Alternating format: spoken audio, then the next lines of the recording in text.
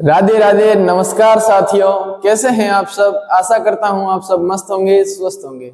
मैं भूपेंद्र सिंह आप सभी का आधार एजुकेशन सांचौर के इस ऑनलाइन प्लेटफॉर्म पर स्वागत करता हूं।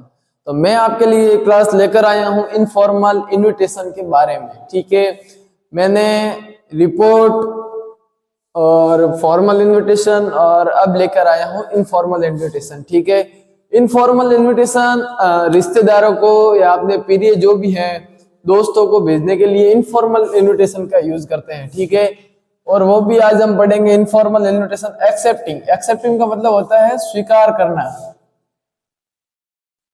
स्वीकार करने वाला इनफॉर्मल इनविटेशन पढ़ेंगे। इसमें क्या होता है कि सबसे पहले सेंडर एड्रेस लिखना होता है।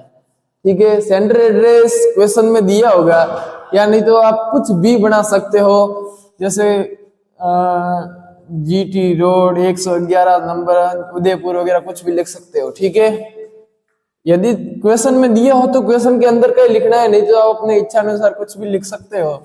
फिर एक लाइन को छोड़ना है, फिर लिखनी है डेट। डेट कैसे लिखनी है? जैसे जिस दिन एग्जाम हो उस दिन की लिख सकते हो, जैसे 12 फेब ऐसे लिखना है। ठीक है, किसी भी मंथ का नाम हो तो ऐसे लिखना है, फिर उसके अंदर 2026। ठीक है, फिर एक लाइन छोड़नी है, फिर लिखना है डियर।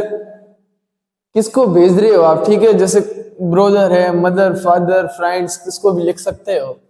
फिर उसके जस्ट नीचे से स्टार्ट करना है, I am pleasantly surprised to receive your invitation. आपका ये मतलब इन्विटेशन मुझे बहुत ही प्रशंसा दे रहा है, यह आपका इन्विटेशन मुझे प्राप्त होकर मुझे बहुत ही खुशी हो रही है। किसके बारे में है? जैसे कुछ भी हो सकता है, बर्थडे पार्टी है, मैरिज के बारे में है। ठीक है, इन्विटेशन और मैरिज फंक्शन मान लो जैसे, तो I will be delighted to join the celebration.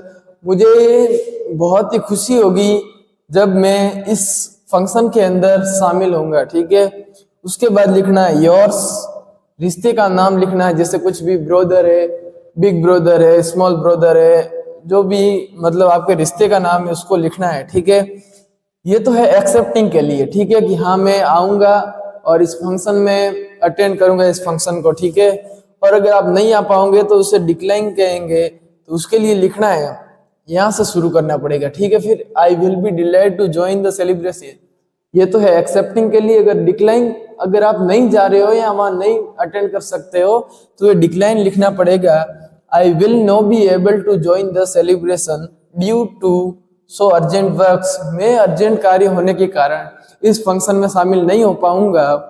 फिर वापस वही योर्स और रिश्ते का नाम लिखना है। तो ये इनविटेशन इनफॉर्मल के लिए ये फिक्स लाइन्स है। इस फिक्स लाइन्स को आप याद कर लेना। अगर इस फिक्स लाइन को आपने याद कर लिया तो इनविटेशन आता है 4 नंबर का। ठीक है, तो आपके 4 नंबर वैसे ही फिक्स हो जाएंगे। तो ये आप क्या करोगे, 2-3 एग्जाम्पल लेकर उसके अंदर ये सेम फॉर्मेट लगाकर उसको याद करना है, जिससे कि आपको याद हो जाएगा और आपके एग्जाम में 4 नंबर फिक्स हो जाएंगे। ठीक है, आपके जो बोर्ड एग्जाम में सेक्शन बी आता है, सेक्शन बी लगभग 16 से 20 नंबर का होता है। वो सेक्शन बी आपको मैं पूरा यहाँ पे कंप्लीट करवाने वाला हूँ। तो ये आपको इनफॉर्मल इनविटेशन समझ में आ गया होगा। इसी आशा और अपेक्षा के साथ धन्यवाद।